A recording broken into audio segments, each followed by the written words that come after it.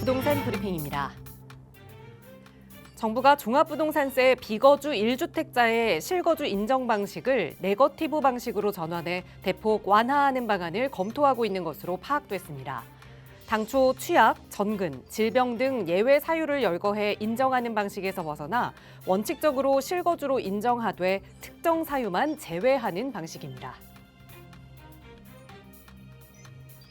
정부가 공공분양주택 유홈 전용 모기지의 대출 만기와 금리를 2022년 정책 발표 당시에 조건 그대로 적용하기로 했습니다.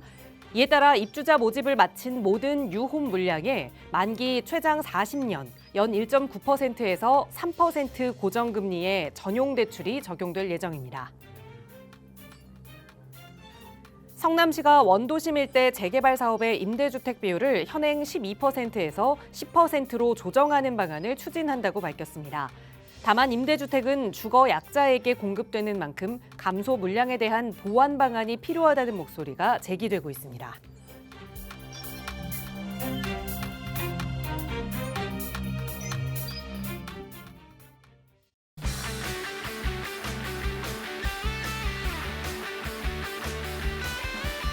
여러분 안녕하십니까? 부동산 고민 무엇이든 물어보세요. 진행의 김진주입니다. 국내의 증시 조정 그리고 누적된 물가 부담 때문인지 이 소비 심리가 넉 달 만에 좀 꺾였습니다. 실제로 요즘 뭐 친구와 지인과 만나서 저녁 먹는다 이런 이야기 듣기도 굉장히 어려워진 것 같은데 자영업자들의 상황도 굉장히 걱정이 됩니다. 그런데 덩달아서 이 집값에 대한 기대감도 함께 낮아졌습니다.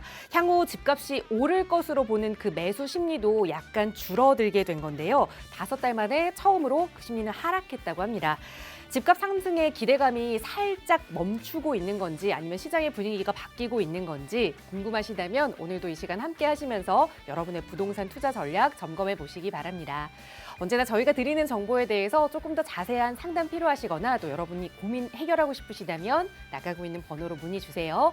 02-2638-3974번 무료 상담 전화고요. 문자 편하시다면 유료 100원의 상담 문자 샵 3989번도 이용하실 수 있습니다. 자, 그럼 오늘도 부자 되는 여러분의 부동산 고민 속으로 지금 바로 출발합니다.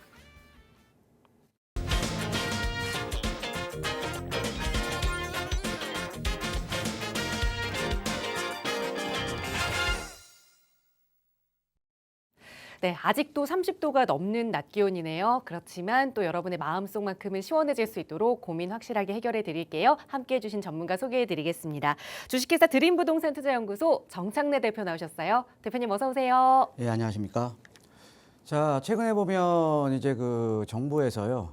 정부에서 이제 비거주 1주택자에 대해서 이제 8월 3일 세법 개정안에 대해서 좀 크게 좀 후퇴를 지금 하려는 모습을 보이고 있습니다. 그래서 워낙 그 시장에 대한 그 시장에서 워낙 반발이 좀 심했거든요. 자, 그런데 제가 이제 말씀드리고자 하는 것은 자, 우리가 이제 부동산 정책이라는 게 어떻게 보면 국민들의 삶에 상당히 직결되어 있습니다. 의식주와 관련된 거기 때문에. 그런데 우리나라의 부동산 정책은요, 사실은 어떻게 보면 그때그때마다 너무 짧은 시기에, 짧은 시간 내에 너무 뭐 많은 토론 없이 나온다라는 게 상당히 좀 큰 문제라는 거죠. 그러다 보니까 이 부동산 정책이라는 게 일관성도 없고 너무 이제 바뀌다 보니까 어떻게 보면 시장에서 어떤 정책이 나오더라도 또 이렇게 계속 또 바뀌니까요. 이 시장 참여자들이 정부 정책을 신뢰를 하지 않습니다. 자, 우리가 이 시장 참여자들이 정부 정책을 신뢰를 해야 어떻게 보면 정부에서 어떤 대책이 나오면 앞으로 이렇게 공급이 되겠구나. 자, 그러면 이제 앞으로 주택시장이 안정이 되겠구나.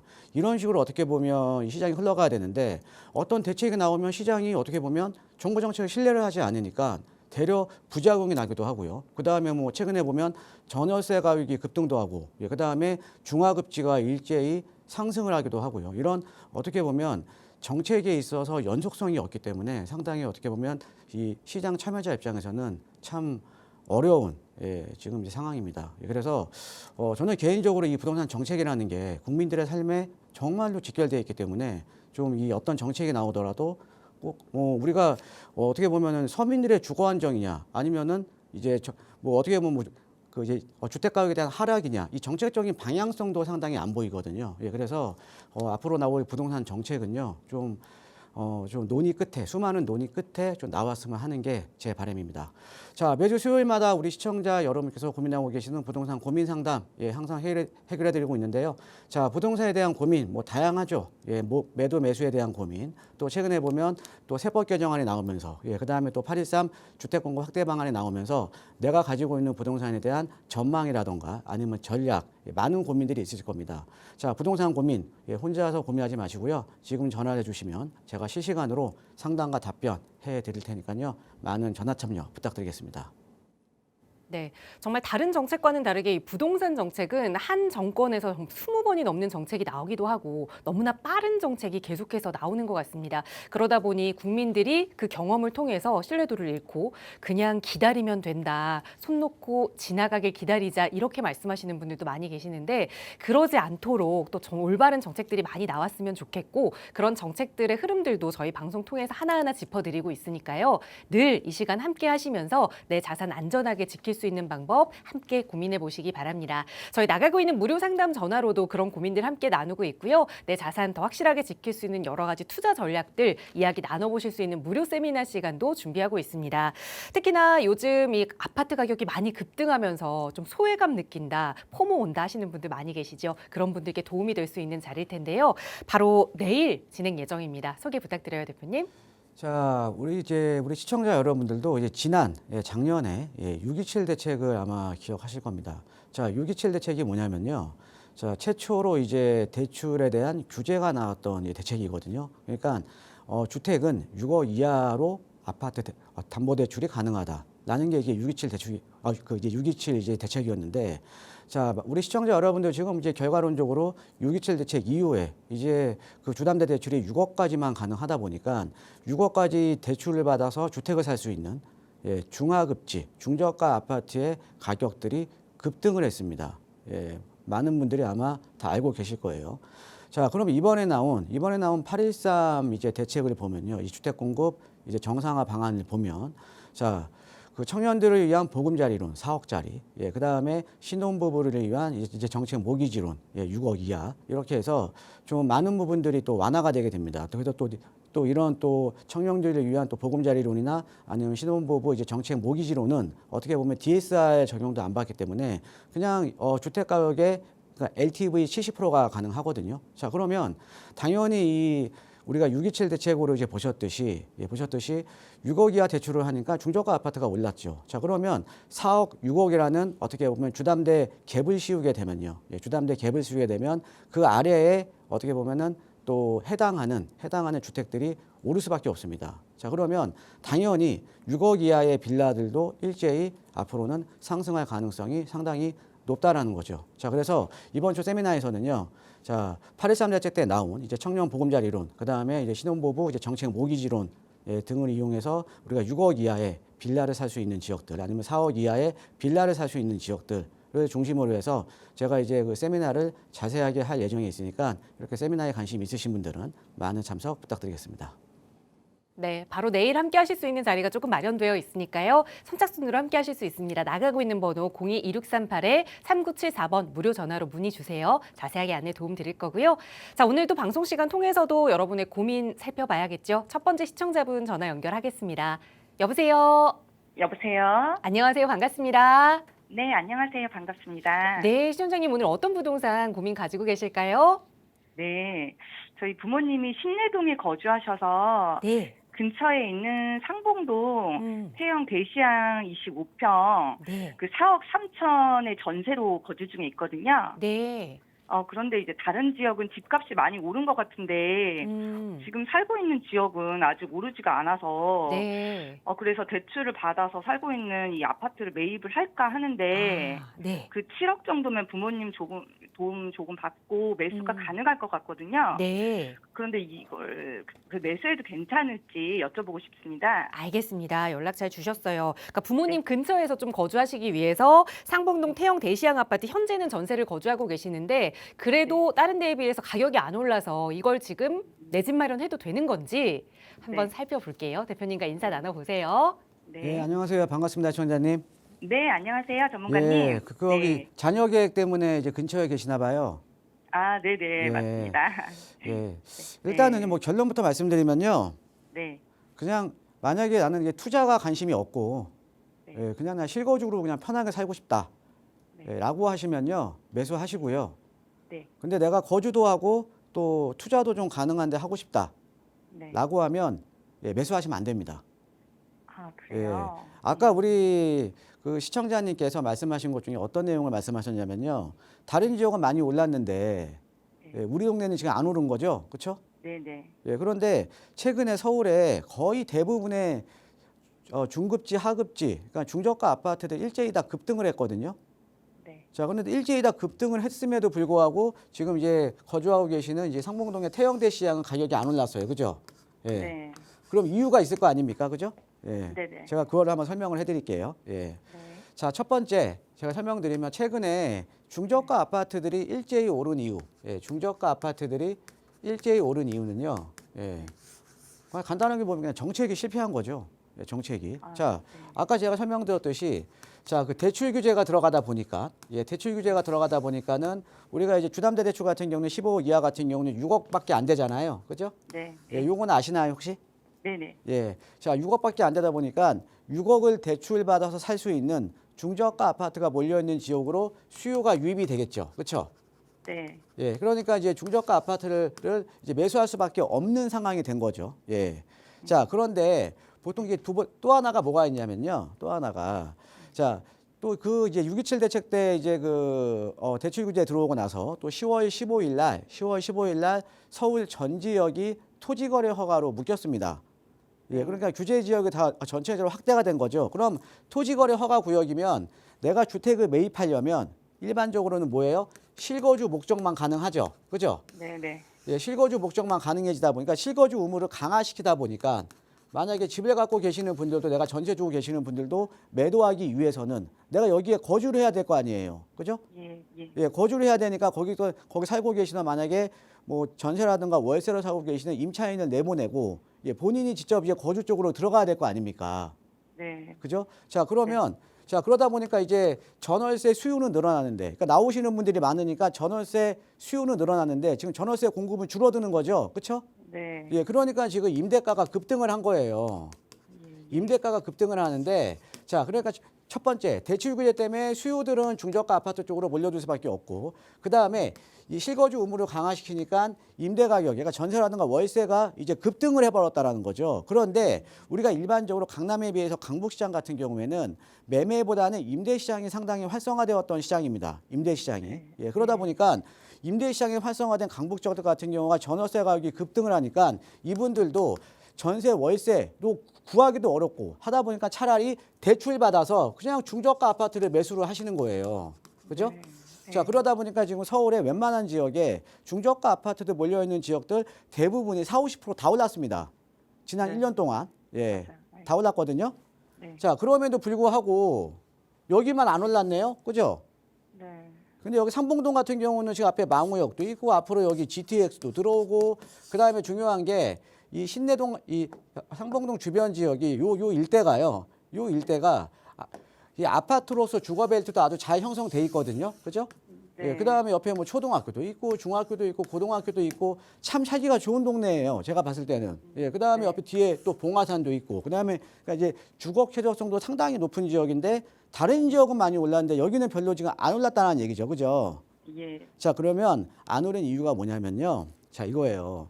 자, 우리가 어떻게 보면 어떤 지역에 살고 계시는 분들이 동일한 주거벨트, 동일한 소득 수준으로 주거벨트가 형성이 돼야 그만큼 인문적인 환경도 좋아지는 거고, 그렇죠? 예, 네. 그만큼 인문적인 환경이 좋아지게 되면 그게 또 집값에 영향도 미치는 거거든요, 그렇죠? 예. 예, 근데 만약에 어떤 지역에 살고 계시는 분들이 소득 수준이 균일하지 못하고 소득 수준에 대한 편차가 아주 커요. 그러니까는 좀 여유가 없으신 분들도 많이 있고, 그 다음에 상대적으로 이분들보다 또 잘 사는 분들도 또 많이 있고, 이렇게 소득 수준이 균일하지 않은 지역들, 즉 뭐냐면은 그 동일한 주거벨트가 아닌 이런 지역들 같은 경우는 사실은 인문적인 환경이 크게 좋아지지는 않겠죠, 그죠? 네. 자, 예를 들면 우리가 소득 수준이 높은 계층들이 거주하는 지역들은 어떻게 보면 그 자녀분들 그 교육에도 많이 신경을 쓸 거 아닙니까? 그렇죠? 네. 그런 자녀분들 교육에도 많이 신경 쓰면 이제 학원도 많이 보낼 거고 그러면 학원가들이 자연스럽게 형성이 되면 또 학군들도 좋아질 거고 그죠? 예, 그러면서 네. 학군이 좋아지게 되면 아파트 가격에 영향을 미치는 거 아닙니까? 그죠? 네, 네. 제가 왜 이 말씀을 드리냐면요. 그러면 내가 살고 있는 지역에 주변에 이제 살고 있는 주변에 주변 분들이 나랑 비슷한 소득 수준으로 이루어져 있으면 괜찮아요. 그런데 주변에 만약에 임대 아파트가 많은 지역이면 어떨까요? 안 좋죠. 안 좋죠. 그죠? 네. 예. 네. 여기 신내동 일대가요. 예전에 신내 택지지구로 이제 조성이 된 지역인데 여기가요. 예, 임대 아파트 비율 50%입니다. 아, 임대 아파트 비율 50%. 자, 예, 그러니까 인문적인 환경이 좋아질래야 좋아질 수가 없겠죠. 그렇죠?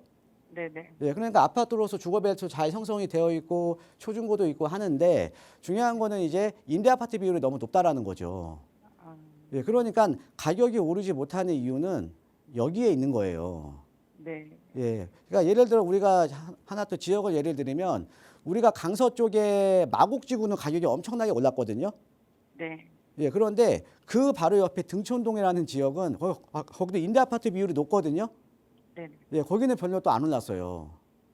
그러니까 뭐냐면 우리가 동일한 주거 수준, 동일한 소득 수준으로 주거 벨트가 형성이 돼야 좋은 건데 여기는 임대 아파트 비율이 너무 높다. 예, 그래서 네. 어떻게 보면 그게 이제 가격 상승을 좀 막는 거죠. 예, 이해되시죠? 예, 예. 예, 그러면 여기에 내가 이제 거주를 하실 때 여기는 뭐 매수를 하시게 되면 가격은 오를 수는 있겠죠. 그죠? 가격은 네. 조금은 오를까 다른 지역에 비해서 좀 더디게 오르는 것뿐이죠. 그죠? 네. 그런데 제가 볼 때는 투자 목적으로 그러니까 적당하지가 않은 거예요. 아, 그냥 실거주 목적으로 이제 실거주 목적으로만 이제 접근을 하셔야지 투자 목적으로는 제가 볼 때는 적당하지는 않고요. 만약에 네. 내가 실거주 겸 투자를 원하신다. 근데 사실 지금 전화 주신 게 약간 지금 내가 살려는 아파트가 앞으로 투자 가치가 있는지 없는지를 여쭤보시려고 전화 주신 거잖아요. 솔직히. 그죠? 네, 네. 예. 그렇죠. 만약에 그런 게 없었으면 저한테 뭐 전화도 안 주셨겠죠. 그죠? 아, 네, 네, 맞아요. 자, 그러면 실거주 겸 투자 목적으로 매수를 한다 그러면 어떻게 하셔야 되냐면 지금 요 아파트가 지금 7억 정도 가잖아요. 그죠? 네, 네. 자, 그러면 이거 사지 마세요. 이거 하지 마시고요. 네. 서울의 도심 지역에 재개발이 가능한 지역들이 있거든요. 네. 도심 지역에 그러니까 여기보다 입지가 훨씬 더 좋은 지역에 재개발이 가능한 지역이 있어요. 예. 그럼 이런 지역에 빌라들 있죠. 빌라들. 네. 네. 빌라들 잘 찾아보시면 7억 이하짜리 빌라들은 입지가 좋은 지역에 아주 많거든요. 예. 그런데 만약에 그냥 이런 거죠. 근데 그런 지역이 앞으로 개발 이슈가 생기게 되면 가격이 엄청나게 올라요. 네. 예, 그러면 자, 우리 지금 시청자님 입장에서는 만약에 투자가 목적이시라면 투자 쪽으로 좀 더 포커스를 좀 두신다면 제가 봤을 때는 서울 도심 지역에 재개발이 가능한 빌라를 매입하시는 게 훨씬 더 좋거든요. 예를 하나 들어드리면 네. 우리가 이제 강진구에 자양동이라는 지역이 있어요. 예. 아세요? 네, 네. 예, 강진구 자양동 같은 데가 불과 3, 4년 전만 하더라도요. 3, 4년 전만 하더라도 빌라 같은 빌라 뭐 투룸짜리, 빌라 투룸짜리가 3, 4년 전만 하더라도 5억 이하였습니다. 아, 네, 네. 예, 그런데 여기가 이제 신속통합기획으로 선정이 되면서 지금 3, 4년 사이에 지금 여기가 지금 거래가가 20억이 넘어가요. 아, 예, 15억이 올랐죠? 네. 자, 그런데 여기가 이런 거죠. 요 지역의 자양사동 같은 경우는 저는 여기가 향후에 지금 이제 재개발 지금 하고는 있지만 향후에 아파트가 개발이 되면 저는 32평 기준 한 50억 정도를 저는 예상을 하거든요. 아, 네. 자, 우리 시청자님, 자, 여기서 내가 상봉동에서 거주하면서 50억짜리 아파트 가실 수 있어요, 없어요? 아유, 못 갔죠. 예, 불가능하죠. 그죠? 네. 즉 뭐냐? 내가 더 좋은 입지에 내가 매수를 한다라는 거는 지금 같이 어떻게 보면 시장 자체가 대출도 안 나와. 그다음에 급지별로 갭은 더 벌어졌어. 이러다 보니까 사실은 과거처럼 우리가 급지 이동이 쉽지가 않은 시장이에요. 급지 이동이 거의 불가능하다고 보면 됩니다. 일반 직장인들은. 네. 예, 그런데 이렇게 하시게 되면 나는 최상급지로 내가 급지가 이동이 되는 거잖아요. 그죠? 그쵸. 내가 지역만 잘 선택해서 내가 투자를 뭐 실거주 겸 투자를 한다 그러면 나는 최상급지로 급지로 내가 갈 수 있는 거잖아요. 그죠? 네, 네. 그런데 이렇게 투자할 수 있는 지역이 서울 도심 쪽에 많아요, 아직은. 아, 그래요? 예, 그러니까 많기 때문에 제가 네네. 봤을 때는 지금 여기서 계속 거주하시는 것보다 여기서 뭐 매입을 하시는 것보다는 실거주 겸 투자 쪽으로는요. 네. 예. 지금 이런 쪽으로 한번 눈을 다시 한번 돌려보시는 게 제가 볼 땐 좋을 것 같아요. 여기 방송 보시다 보면 또 다른 전문가들도 많이 나오시거든요. 네, 예, 네. 그런 거 방송 시청하다 보시면 좀 이제 눈이 좀 뜨이실 거예요. 예. 예. 약간 그쪽으로 좀 방향을 잡으시는 게 좋을 것 같습니다. 네, 네. 감사합니다. 네, 고맙습니다. 전문가님. 네. 네, 결국 내가 살면서 그래도 가격이 오를 수 있는 아파트인가 좀 문의를 하셨던 것 같은데 그냥 거주만 하지 않을 거라면 매수 반대 의견 들었으니까 다시 한번 투자와 또 거주를 분리하는 방안에 대해서도 고민해 보시고 언제든 결정하시기 전엔 연락 주세요. 나가고 있는 번호 02-2638-3974번으로 여러분 조금 더 부자 될 수 있는 방법 함께 고민하고 있습니다. 자, 계속해서 다음 전화 연결해 볼게요. 여보세요. 네, 여보세요. 안녕하세요. 반갑습니다. 네, 안녕하세요. 네, 시청자님 오늘 어떤 고민 이야기 나눠볼까요?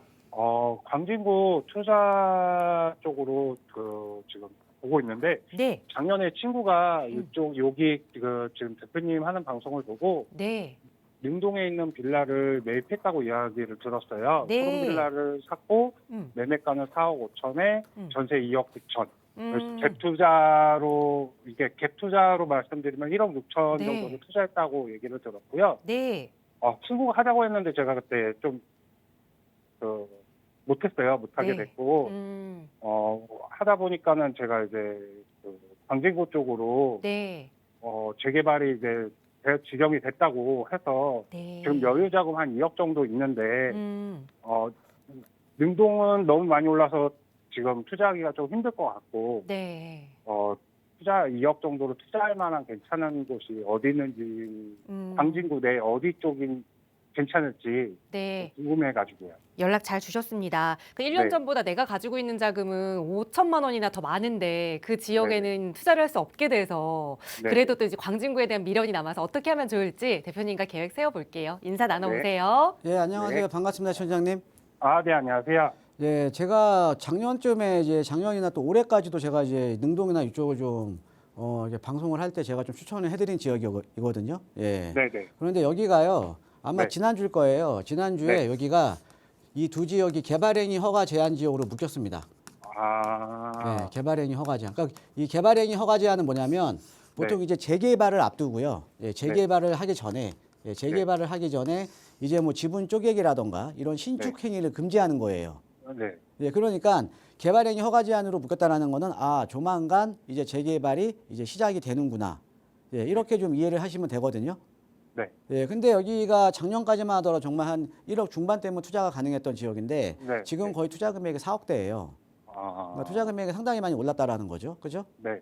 예, 그런데 이제 여기가 가격이 오른 이유는 뭐냐면 보통 우리가 여기가 이제 앞에 대공원이 있잖아요. 그죠? 네. 대공원이 있는데 이 여기가 개발이 되면 대공원 조망이 가능한 그 아파트 단지가 생기잖아요. 그죠? 네. 네. 예, 그러니까 그만큼 우리가 어떻게 보면 서울에서 우리가 조망에 대한 프리미엄이 있는 게 딱 두 가지예요. 첫 번째가 한강 조망에 대한 프리미엄. 네. 두 번째가 공원 조망에 대한 프리미엄이거든요. 네. 예, 그러니까 여기는 공원 조망이 나오는 아파트 단지가 앞으로 생길 가능성이 높으니까 당연히 투자자들의 관심도 많고, 그죠? 네. 예, 그러니까 그게 좀 가격에 반영이 될 수밖에 없었죠. 그죠? 네. 자, 그러면 여기는 이제 투자 금액이 많이 올랐으니까 지금 사실 여기보다 그러니까 이만큼의 입지를 찾아서 또 투자를 하시면 되는 거 아닙니까? 그죠? 네. 네. 네. 예. 자, 그러면 제가 한번 근데 여기도 네. 이렇게 보면은 이제 대공원 앞이고 좋기는 한데요. 근데 요 앞에 능동이라던가 여기 지금 어린이대공원 옆에 있는 구이동이라던가 요 지역도 사실은 핸디캡은 있어요. 네. 어떤 핸디캡이냐? 첫 번째 여기 둘 다 초등학교가 없어요. 학교가 없어. 우리가 이제 초, 중고에서 가장 중요한 게 학교잖아요. 그죠? 네. 근데 능동에도 학교가 없고요. 예, 지금 이제 구이 이동 쪽, 이 아래쪽 같은 경우는 학교는 있는데 이제 그거는 이제 사립초등학교라 큰 의미는 없고요. 예. 네. 학교가 없고요. 그다음에 이제 여기가 공원 주변이니까 그래도 공원 조망 때문에 공원 경관 때문에 여기는 일단은 높게는 못 져요. 네. 예, 그래서 여기가 지금 종이 1종이거든요. 네. 1종인데 1종에서 그러니까 2종으로 종상향 되는 거죠. 앞으로 개발이 되게 되면. 예, 그러니까 어떻게 보면 좀 이제 저층 개발 쪽으로 좀 개발이 될 지역이에요. 예. 그러니까 저층 개발에는 그만큼 입지는 상당히 좋은데 사업성은 조금 떨어지는 지역이긴 해요. 그러니까 이게 또 이제 약간 장단점을 항상 갖고 있는 거예요. 네. 네. 장단점을. 그러면 우리 시청자에서 이런 장단점을 갖고 있는데 그럼 얘네 뭐 요 입지만큼의 입지를 또 지금 좀 싸게 들어가시면 되잖아요. 그죠? 그렇죠. 예, 그게 어디냐면요. 바로 옆에 여기 구이동 쪽에 여기 광진초등학교 주변이에요. 아. 광진초등학교 주변. 예, 여기 현지에서는 네. 현지에서는 여기를 A14블럭이라고 부르거든요. 네. 예, A14블럭이라고 부르는데 광진초등학교 주변은요. 자, 여기는 지금 2종이에요. 네. 2종이니까 나중에 개발되게 되면 여기는 3종으로 종상향이 이루어지죠. 그죠? 네. 그다음에 지금 이번에 개발행위 허가제한으로 묶였던 능동이라던가 구이동보다 훨씬 더 노후도가 높아요. 노후도가. 네. 우리가 노후도가 높을수록 개발 압력이 더 높은 거잖아요. 그죠? 네. 네. 네. 예, 그러니까는 얘네보다 노후도도 훨씬 높고요. 노후도도 훨씬 높고. 그다음에 여기 광진초등학교가 있으니까 초등학교네요. 그죠? 네. 예, 그러니까 초품화에다가 그다음에 네. 여기도 역세권이고 그다음에 중요한 거는 네. 여기가 앞에 구이동 쪽이 이 대공원 쪽에 있는 구이동 쪽이 1종에서 2종 종상향이니까 나중에 개발되면 저층 개발 저층 개발이잖아요. 그죠? 네. 예, 저층 개발인데 여기는 근데 여기는 고층 개발이잖아요. 2종이니까. 그죠? 아, 그렇죠. 그러니까 여기서도 조망이 나온다라는 거죠. 그러니까 공원 조망에 대한 것들도 여기서도 가능하고 여기 뒤에 또 배수지 공원 쪽으로 또 공원이 있거든요. 예. 네. 그러니까 여기 지금 구이 이동 쪽에 강진초등학교 주변은 앞뒤로 공원을 가지고 있는 완전 완벽한 숲세권이에요. 아. 예. 자, 그러면 입지가 자 아까 보셨던 것 여기가 가지고 있던 단점 일단 사업성이 낮다라는 것도 여기는 평지에다가 이종이니까 사업성도 더 높고요. 그죠? 네. 그 다음에 예. 또 초등학교를 품고 있고 초품화에다가 그죠? 네. 예, 그 다음에 여기 또 숲세권이잖아요. 여기도 그죠? 네. 네. 예, 근데 여기가요 슬슬 이제 최근에 이제 얘기 나오기 시작하고 있거든요. 네. 근데 아직은 아마 아까 시청자 여유자금이 한 2억 정도 되신다고 하셨죠? 네. 네. 네. 아직은 2억 정도로 투자가 가능해요. 아직은. 자, 근데 그러니까 이쪽을 좀 이 광진초등학교 쪽을 좀 알아보셔야 돼요. 네. 네. 예, 그런데 지금 최근에 보면 광진구가 지금 작년에는 투자 금액이 1억 전후로 들어갈 때가 상당히 많았거든요. 네. 근데 사실 지금은 대부분이 3억 전후가 돼버렸어요. 아. 단기간에 가격이 급등한 거거든요. 네. 근데 그 이유를 한번 설명을 해드리면 우리가 많은 분들이 저한테 여쭤보시는 게 어떤 거냐면 얘네가 재개발이 돼서 네. 아파트로 언제 변할까요라고 많이 여쭤보세요. 네. 근데 이런 지역이 재개발이 돼서 아파트로 변하려면 10년 이상 보셔야겠죠. 그죠? 네. 네. 그런데 이렇게 저한테 여쭤보시는 이유는 많은 분들이 재개발 가격이 아파트가 되어야만 가격이 오른다라고 좀 잘못 알고 계시는 거예요. 어떤 거냐면 이 재개발이나 재건축의 가격이 오르는 거는요. 아파트가 언제 되고 안 되고는 전혀 안 중요합니다. 네. 뭐냐? 기대감 때문에 오르는 거거든요. 네. 예. 자, 우리가 지금 음마 아파트 지금 재건축 안 됐잖아요. 그죠? 네. 예, 압구정동 지금 재건축 안 됐잖아요. 그렇죠. 예, 잠실중흥 5단지 지금 재건축 안 됐고요. 그다음에 우리가 네. 재개발 지역 성주 전략정비구역 아직 아파트로 안 변했습니다. 한남 네. 뉴타운도 마찬가지고요. 그런데 네. 어때요? 가격은 다 올랐죠. 그렇죠? 네. 지금 뭐냐? 재개발 재건축에서 가격이 오르는 건 기대감 때문에 가격이 오르는 거예요. 예, 그러니까 지금도 여기 능동 지금 작년에 비해서 지금 한 2, 3억씩 올라 버렸잖아요. 네. 왜 올라요? 기대감 때문에 오른 거예요. 그런데 우리가 기대감이 가장 높을 때가 많이 오르잖아요. 네. 그게 초기 단계예요. 초기 단계. 그러니까 내가 소액으로 내가 접근을 하시려면 네. 개발 얘기가 나오기 전에 조금 빨리 선점을 하셔야 되는 거죠. 이해되시죠? 네. 그리고 조금 빨리 선점을 하게 되면 지금 능동 오른 것처럼 내가 또 네. 일단은 차익을 보고 내가 기다릴 수가 있잖아요. 그죠? 네. 네. 예, 그래서 지금 여기가 지금 제가 봤을 때는 강진구 입지는 정말 좋은데 네. 어떻게 보면 최근에 뭐 신속통합기획으로 선정이 된 중곡동보다도 입지가 훨씬 더 좋은 지역이거든요. 네. 예, 그런데 최근에 중곡동 같은 경우도 지금 투자 금액이 4, 5억대예요. 네. 예, 중곡동 여기 뒤편에 있잖아요. 그죠? 네. 여기보다 입지가 더 좋은 지역인데 아직 지금 개발이 이제야 이제 시작이기 때문에 지금 아직 가격 반영이 안 돼 있거든요. 네. 예, 그러니까 2억 정도면 아직은 여기는 투자가 가능하실 거예요. 예, 투자가 가능하실 거니까 이쪽으로 좀 알아보시면 좋을 것 같습니다. 네, 알겠습니다. 예, 고맙습니다. 네, 감사합니다. 네, 광진 초등학교 인근으로 일러드렸으니까 이번에는 늦지 않게 꼭 실행 계획도 세워보시기 바랍니다. 저희 언제나 나가고 있는 무료 상담 전화로 여러분과 함께 고민 이야기 나누고 있으니까요. 대표님의 상담 필요하시다면 지금 편하게 문의 주세요. 자, 오늘 방송 시작하면서 대표님께서 그 627 6억 대출 규제에 대한 이야기를 해주셨죠. 그때 이 아파트에 대한 대출이 6억으로 제한이 되면서 6억까지 대출을 받을 수 있는 중저가 아파트들이 정말 많이 급등했습니다. 그러다 보니 그 전에 살 걸 또 놓치고 후회하시는 분들 정말 많았는데, 그런데 이런 현상이 이제 또 빌라 시장에도 펼쳐질 수 있다라는 이야기를 하셨거든요. 어떤 말인지 조금 더 자세히 좀 분석을 해볼까요? 자, 일단 제가 한번 이제 많은 것 좀 이제 준비를 좀 해봤는데요. 자, 아까 말씀드렸던 627 대책, 627 대책이 아까 말씀드렸듯이 6억까지의 대출 규제가 들어가는 겁니다. 6억까지. 그러니까는 아파트를 살 때 6억까지밖에 대출을 안 해줘요. 예, 금액과 상관없이. 예. 자, 그러다 보니까 서울 아파트의 약 74% 정도가 사실은 좀 대상이었고요. 그러면서 수요는요, 내가 6억을 받아서 살 수 있는 중하급지 아파트 쪽으로, 그러니까 중저가 아파트 쪽으로 수요들이 유입이 돼버린 겁니다. 예, 실질적으로 우리가 데이터를 보면 우리가 노도강이라고 불리는 이제 노원구, 도봉구, 강북구죠. 노도강이라고 불리는 지역에 지금 거래 건수가 최근 5년 내 최대였어요. 예, 45.3% 늘어났습니다. 45.3%. 그 다음에 이제 금강구도 마찬가지죠. 예, 그러니까 강북의 대표적인 좀 이제 중하급지가 노도강. 그 다음에 강남의 대표적인 중하급지가 금강구잖아요. 예, 금강구 같은 경우도 최근 5년 내 거래량 중에 최대였습니다. 42.5%가 늘어났어요. 5%가. 예. 자, 그래서 실예를 한번 들어드리면 우리가 성북구 도남동에 한신 아파트가 있습니다. 한신 아파트 25평형이거든요. 자, 627 대책 이전에는요, 6억 초반대의 가격이 형성이 돼 있었습니다. 6억 초반대. 예, 이거는 지금 실제 거래 사례입니다. 그런데 최근에 거래된 게 저번 달에 8억 8,500이에요. 얼마 올랐습니까? 예, 2억 5,500 올랐습니다. 예, 1년 사이에 40%가 넘게 올랐다라는 거죠. 40%가. 예. 자, 다른 예도 한번 보여드리겠습니다. 다른 예도.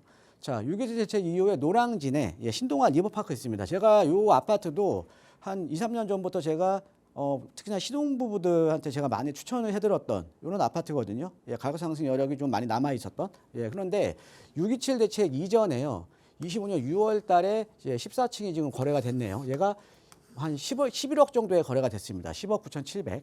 예. 그런데 최근에 거래된 게 15억 2,800. 예, 15층이 거래가 됐네요.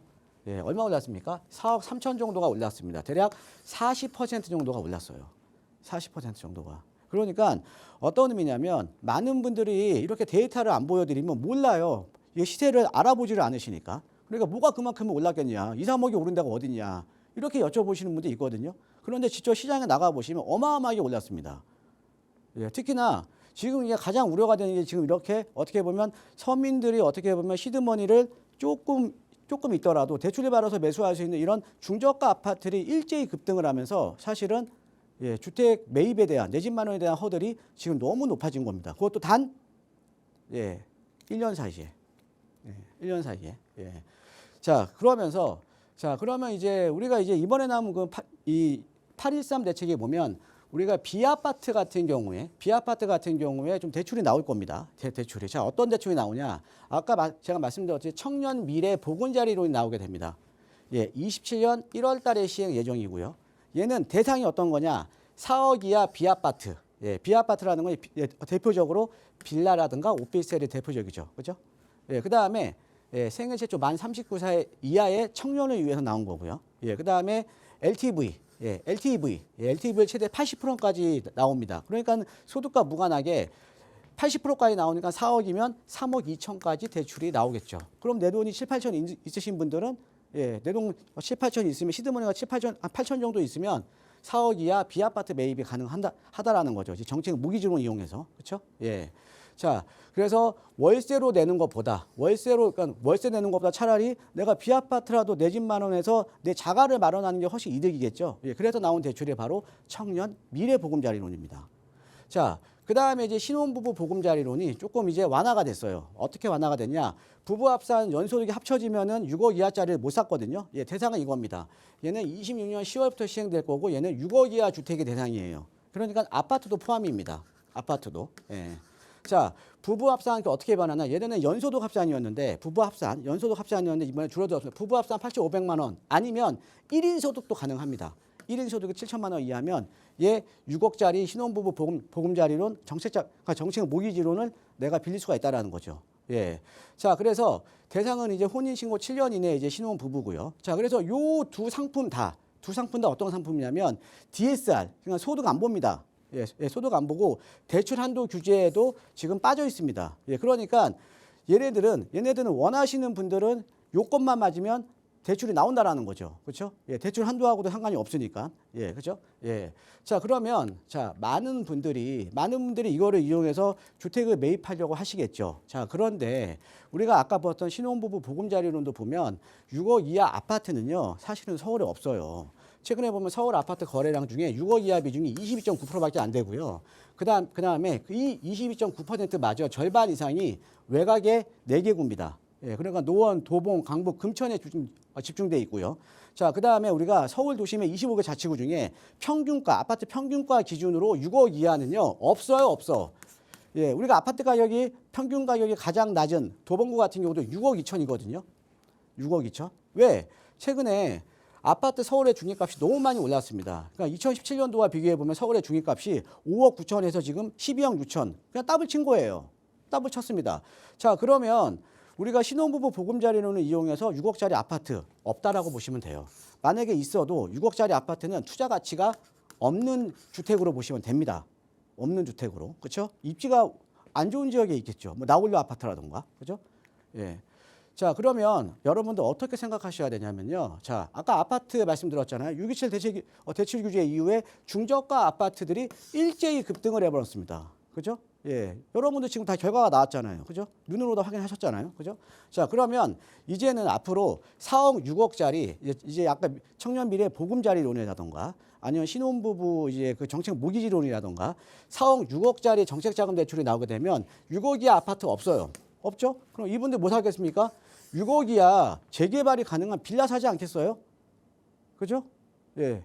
그러니까 지금 이제 젊으신 분들은 어떻게 보면 여유 자금이 적은 대신에 시간을 투자를 해서 내가 아파트를 받을 수 있는 빌라 쪽으로 당연히 투자를 하시겠죠. 그러면 6억 이하 빌라들이 일제히 급등을 할 수밖에 없는 구조가 만들어진다라는 거죠. 그죠? 예. 자, 그건 어떤 의미냐면, 그러니까 규제가 어떻게 보면 우리가 어떤 수요를 없애지는 못하는 거죠. 그죠? 근데 우리가 갈 곳을 바꿀 뿐이라는 거죠. 그죠? 예. 자, 그래서 보시면 근데 이제 반론으로는 이렇게 얘기할 수도 있겠죠. 예, 정책자금 대출은 실거주 대출인데 사회초년생이나 신혼부부 같은 경우는 깨끗한 신축 빌라나 오피스텔을 원한다. 예, 재개발 대상의 노후 빌라나 빌라는 수요층이 다르다. 이렇게 또 반론이 있을 수가 있거든요. 그런데 저는 제가 최근에 상담해 보면 지금 이 8.23 대책이 나오고 나서 6억 이하 빌라가 어디 있어요? 4억 이하 빌라가 어디 있어요? 상당히 상담 문의가 많거든요. 예, 왜 그러냐? 자, 우리가 일단은 아까 말씀드렸듯이 아파트 안 됩니다. 그럼 빌라 외에 현실적인 대안이 없다라는 거죠. 왜? 그러면 과연 내가 정책자금 대출을 받아서 과연 투자성이 없는, 투자 가치가 없는 내가 좀 깨끗한 오피스텔을 매입하기보다는 앞으로 시간을 투자를 해서 재개발에 대해서 아파트 입주권을 받을 수 있는 빌라 쪽으로 수요자가 몰릴 수밖에 없다라는 거죠. 그죠? 예. 자, 그다음에 우리가 또 이런 쪽으로 수요가 또 몰릴 수밖에 없는 게 월세를 내는 것보다는 정책 자금을 이용해서 또 이 정책 자금이 저금리거든요. 저금리를 이용해서 개발 가능한 빌라를 매입하는 수요들이 당연히 늘어날 수밖에 없다라는 거죠.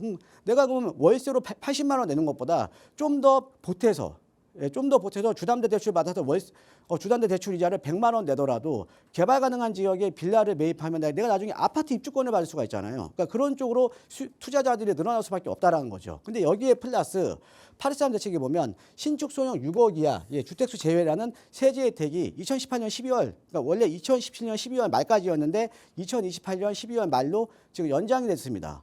예, 그러면 사실 신축 소형 6억 이하 주택수 제외이기 때문에 사실 이 주택수 제외 주택을 노린 분들 같은 경우는 투자 목적으로 많이 매입을 하시거든요. 왜? 빌라는 갭 투자가 가능하니까. 그죠? 예, 그러면 실거주도 들어오고 또 신축소형 6억 이하짜리 살려는 분들이 들어오다 보니까 당연히 6억 이하 빌라들이 일제히 가격이 급등을 할 수밖에 없다라는 거죠.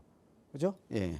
자, 그래서 4억, 6억 이제 상한이 걸려있기 때문에 근데 이런 지역들은 어떻게 투자하셔야 되냐면 개발이 확정된 지역 같은 경우는 사실은 벌써 가격이 반영이 돼 있어요. 그러니까 4억, 6억에 못 삽니다. 4억, 6억짜리 없어요, 거의. 입지가 괜찮은 지역들은. 그러면 어떻게 하셔야 되냐면 개발이 임박하기 직전에, 그러니까 개발 얘기가 나오기 직전에 좀 가격 반영이 안 돼 있을 때 무조건 개발 초기에 저평가 물건은 선점을 하셔야 된다라는 거죠. 선점은. 예, 그래서 먼저 어떤 지역을 내가 이제 구역으로 삼고요. 처음에. 예, 그 다음에 어떤 지역이 이제 구역으로 삼으면 어떤 지역이 이제 먼저 주민 제한 방식이기 때문에 지금 재개발 방식은 주민 제한 방식이기 때문에 어떤 지역이 먼저 시작을 합니다. 그럼 먼저 시작을 하면 가격이 반영이 되겠죠. 그렇죠? 그러면 여러분들께서 하셔야 되는 거는 주민 제한 방식을 잘 이해를 하셔야 돼요. 자, 지금은 주민들이 먼저 뭉치는 지역이 먼저 가는 겁니다. 그러면 어떻게 투자하셔야 되냐면 먼저 뭉친 지역은 가격이 오르겠죠. 그러면 아직 시작이 안 된 더 좋은 입지를 선점을 하면 되는 거예요. 그보다 우량 입지를 찾아내셔야 됩니다. 그래서 그보다 입지가 더 좋으면서 아직 개발지 프리미엄이 안 붙은 인접 지역으로 내가 소액으로 묻어두면 이제 요 지역이 이제 개발예가 나온 순간 가격이 급등을 한다라는 거죠. 예, 아까 제가 시청자분하고 얘기했을 때 능동이라는 지역도 작년에는 개발예가 없으니까 이렇게 초중반에 매수가 가능했던 거죠. 그죠? 예, 그런데 슬슬 개발예가 나오면서 가격이 급등을 해버린 거거든요. 예. 자, 그래서 항상 이 개발 얘기가 본격적으로 나오기 전에 소액으로 들어가시려면 선점하는 좀 전략이 좀 필요하다라고 보시면 될 것 같습니다. 자, 그래서 지금은 이제 우리가 아파트의 문은 다 닫혔다라는 거죠. 그죠? 예, 중저가 아파트가 급등했고요. 예, 대출 제한 그대로고요. 예, 갭투자 금지됐잖아요. 그죠? 예, 그런데 유일하게 남아있는 게 지금 빌라입니다. 예, 특히나 개발이 가능한 지역의 빌라. 예, 그래서 우리 시청자 여러분들도 관심 있으신 분들은 만약에 뭐 소액으로 내가 좀 시드머니를 갖고 있거나 이러신 분들은 지금 빌라 쪽으로 큰 관심을 가지셔야 될 것 같습니다. 예, 이상입니다. 네, 우리 중학교 때 배우죠. 이 수요와 공급의 법칙. 수요가 몰리게 되면 어쩔 수 없이 가격이 오르게 되는데 그동안 이 중저가 아파트 수요가 몰려서 가격이 올랐던 것처럼 4억의 비아파트 그리고 6억의 비아파트 대출 규제가 풀리면서 조금 더 수요가 몰릴 수 있다라는 상황. 그래서 조금 더 빠르게 남들보다 먼저 투자 계획 세워보고 싶으시다면 저희 전문가들과 함께 이야기 나눠보세요. 저희 무료 상담 전화로도 도움 드릴 거고요. 또 무료 세미나 활용하시면 이런 이야기 더 적극적으로 나눠보실 수 있을 겁니다. 정창래 대표와 함께 하실 수 있는 세미나 바로 내일 준비가 되어 있거든요. 이런 상황 속에서 어떻게 내 자금에 맞춰서 어느 지역에 투자를 해봐야 할지 고민되신다면 나가고 있는 번호로 문의 주세요. 선착순으로 함께 하실 수 있습니다. 자, 계속해서 또 여러분의 고민 방송 시간 통해서 만나볼게요. 다음 전화 연결하겠습니다. 여보세요. 네, 여보세요. 안녕하세요. 반갑습니다. 아, 네, 반갑습니다. 네, 시청자님 오늘 어떤 고민 가지고 계실까요? 아, 네, 제가 두 가지가 고민이 돼서 네, 여쭤보고 싶어 전화 드렸는데요. 네, 네. 예, 첫 번째는 제가 이제 동대문구 광장동에 네. 죄송합니다. 잘못 말했습니다. 동대문구 장안동에 네, 장안 현대홈타운 1차 아파트를 가지고 있거든요. 네. 근데 예전부터 소유를 했는데 어떻게 하다 보니까 아내가 상속을 받아서 다주택자가 되는 바람에 갈아타기가 힘든 상황에서 네. 이쪽은 유난히 값이 잘 안 오르더라고요. 근데 네. 이제 제가 좀 알아보니까 주변에 거기 중랑천 쪽에 동부간선도로 지하화 소식이 있고 네. 그리고 요즘 보니까 또 그 덜 똘똘한 한 채가 더 뜬다는 얘기도 있다 보니까 네. 혹시 여기가 지금 현재 한 14억 정도 이제 시세가 그런데 네. 향후의 전망이 어떤지 궁금하고요. 네. 두 번째는 제가 그 예전에 대표님 방송 보다가 군자역 인근을 추천해 주셔가지고 네. 제가 그 중국동 C3 구역 매수를 했거든요. 다세대 빌라. 네. 왜냐하면 이제 갈아타기가 힘드니까 그렇게라도 해야 될 것 같아서 했는데 네. 거기가 이제 매수하고 나니까 나중에 민도봉 얘기가 나오더라고요. 네. 향후 가치가 어떤지 저기 사업이 괜찮을지 궁금해서 연락드렸습니다. 알겠습니다. 부동산 공부를 정말 많이 하신 것 같은데 우선 첫 번째 질문은 그러니까 보유하고 계시는 장안 현대홈타운 1차 아파트 이거 거주 안 하시는 거예요? 아, 거주는 안 하고 있고 지금 전세 줬어요. 네, 그럼 투자 가치로만 이게 좀 계속해서 가져가 볼 만한 물건인지 하나, 그리고 투자해 놓으신 중곡동의 C3고요. 잘한 투자인지 한번 대표님께 여쭤볼게요. 인사 나눠보세요. 예, 안녕하세요. 반갑습니다, 청년님. 아, 대표님 잘 보고 있습니다. 감사합니다. 아, 예, 예. 지금 장안 현대홈타운 이제 갖고 계시죠, 그죠? 예. 예. 근데 이제 앞으로 이제 여기 호재 우리가 이제 부동산이라는 게 호재를 먹고 사는 거잖아요, 그죠? 예. 예. 근데 이제 여기 호재가 뭐 가장 큰 호재가 우리 시청자께서 말씀하셨다시피 이제 동부간선도로 이제 지하 사업이죠, 그죠? 네. 예. 그런데 그러면 이제 주택 가격에 어떤 영향을 미칠 것인가 이게 가장 중요하거든요. 예. 네. 자, 거기 근데 실거주하기는 이렇게 되게 뭐- 좋은데. 네. 예? 실거주하기는 좋거든요. 예, 중랑천에 여기가 운동할 때도 여기가 있고. 뭐 예. 여기 뚝방촌도 있고 중랑천도 맞아요. 있고 여기가 주거 쾌적성이 상당히 높은 지역이잖아요, 그렇죠? 맞아요. 예, 그다음에 이제 동부간선도로가 지하가 되면 사실은 덮으니까 그 위에 또 수변공원 만드는 거 아닙니까, 그죠? 예, 시간이 맞아요, 걸려도 맞아요. 그러면은 주거 쾌적성이 훨씬 더 좋아지겠죠, 그죠? 네. 예. 자, 거기에 한번 그거를 한번 생각을 해보시자고요. 간단하게 보면, 자, 네. 우리가 주택 가격을 결정하는 요인 중에 여러 가지 요인들이 있습니다. 첫 번째가 우리가 주택 가격에 가장 큰 요인을 미치는 게 바로 직주 근접이에요. 네. 예, 그러니까 뭐냐, 직장과의 접근성, 그죠? 네네. 직장과 주거자의 접근성이 좋을수록 수요가 많겠죠, 그죠? 네. 예, 그다음에 두 번째로 지금 말씀하신 또 주거 쾌적성이 높은 지역이면 그만큼 선호도가 더 높겠죠, 그죠? 네. 예, 그런데 우리가 그럼 직지 근접과 주거 쾌적성을 놓고 한번 비교를 한번 해보면 우리가 일반적으로 이렇게 돼요. 자, 우리 시청자님께서 투자한 지역에 누군가 내 거를 매수를 해주는 사람은 나보다 더 돈 많은 사람들이 계속적으로 유입이 되면 내 거는 가격이 계속 오르겠죠, 그렇죠? 네. 예, 그러니까 나보다 소득수준이 높은 계층들이 내 거를 매수를 해줘야 되는 거 아닙니까, 그죠? 네. 자, 거기서 한번 출발을 해보자고요. 자, 우리가 일반적으로 상대적인 소득 수준이 낮은 계층일수록 뭐냐면 직주 근접에 대한 민감도가 높아요. 아, 그러니까 여유가 적을수록 빨리 왔다 갔다 해야 되고 먹고 살기 바쁘잖아요, 그렇죠? 네. 그러니까 당연히 직주 근접에 대한 민감도가 높을 수밖에 없어요, 그죠? 네. 그래서 우리가 신혼부부들이 가장 좋아하는 데가 어딥니까? 앞으로 열심히 돈 받아야니까 무조건 역세권이잖아요. 네. 예. 자, 근데 반대로요. 상대적인 소득 수준이 높은 계층일수록 번잡한 데 싫어합니다. 주거 쾌적성에 대한 민감도가 높아요. 주거가 쾌적한 데를 원한다고요. 네. 자, 그런데 여기는 주거가 앞으로 지금도 쾌적한데 주거가 앞으로 더 쾌적해질 지역이죠. 네. 그런데 사실은 소득 수준이 높은 계층들이 좋아할 지역은 아니에요. 왜냐하면은 여기가 주거 벨트도 안 좋고 인문적인 환경도 안 좋잖아요. 그죠? 네. 예, 그래서 여기가 살기는 정말 좋은데 주거 쾌적성은 상당히 높은데 다른 지역과 비교를 해봤을 때 뭐 최근에 중저가 아파트 많이 올랐잖아요, 그죠? 예. 예, 그런데 상대적으로 조금 이제 덜 오를 수밖에 없는 입지라는 거죠. 아, 지금 뭐냐, 그러니까 동부간선도로가 지하가 되면 지금도 주거 쾌적성이 좀 더 좋아지는 거 아닙니까, 그죠? 예. 근데 그렇다고 하더라도 사실 입지상 주거 쾌적성에 대한 민감도는 소득 수준이 높은 계층일수록 민감도가 높기 때문에 그분들은 그 수요층은 여기를 선호하지는 않는다라는 거죠. 아, 예, 이해되시죠? 네. 예, 요거는 그렇게 제가 정리를 해드리고요. 아까 C3라고 하셨죠? 예. 예, C3면은 지금 이제 요쪽이네요, 요쪽. 여기가 네네. C4, 여기 이쪽, 그죠? C4 위쪽이요. 예, 여기가 C4고요, 그죠? 네. 예. 그 다음에 최근에 보면 요쪽에 지금 이제 A5, A4, A5, A6, 그 다음에 이제 여기 위에 이제 C2 이런 지역이 최근에 이제 다 지금 진행이 되고 있거나 지금 신속통합계로 선정이 된 거 아닙니까? 그죠? 네. 예. 그래서 지금 여기 C4면은 뭐 입지도 나쁜 편은 아니에요. 중국역 바로 뒤에 있고 군자역 앞에 있고, 그죠? 네. 근데 여기 지금 민복으로 얘기 나오죠? 네. C3가 예. 민부. 제가 볼 때는 이거는 지금은 민복이 중요한 게 아니에요.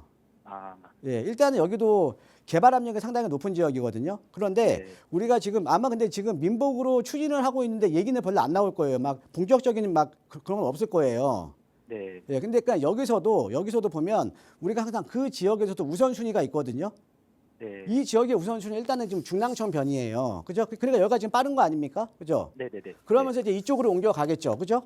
네. 항상 우선순위가 있는 거거든요. 그래서 네. 여기 같은 경우는 뭐 예전에 매수하셨으면 싸게 매수하셨을 거 아니에요. 그죠? 네.